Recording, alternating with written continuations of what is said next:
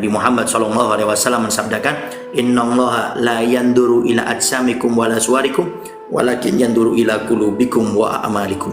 Sesungguhnya Allah Subhanahu wa taala tidak akan melihat kepada anggota tubuh kalian yang ganteng, yang cantik, yang tinggi, yang kurus.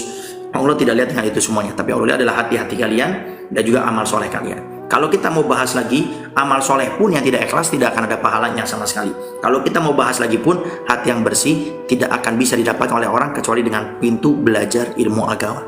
Dan kalau kita mau bahas lagi, belajar ilmu agama pun tidak akan bermanfaat di saat tidak dibarengi dengan akhlak. Maka ini semua memiliki mata rantai yang saling memiliki keterkaitan. Sehingga kalau kita sudah belajar ilmu syariat, belajar ilmu dasar, kemudian kita belajar masalah akhlak, belajar kita masalah hati, maka itulah kemuliaan yang paling tinggi di hadapan Allah Subhanahu wa taala.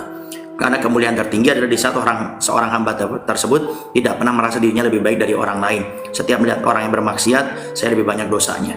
Melihat orang kafir, belum tentu dia akhir hidupnya itu meninggal dalam keadaan su'ul khotimah. Di saat melihat diri kita yang bisa berbuat baik, yang dipuji orang karena kita yang punya ilmu, ahli ibadah, kemudian kita ahli sodakoh dan kebaikan-kebaikan lainnya, kita akan melihat ini kebaikan semua karena hidayah taufik dari Allah Subhanahu wa taala.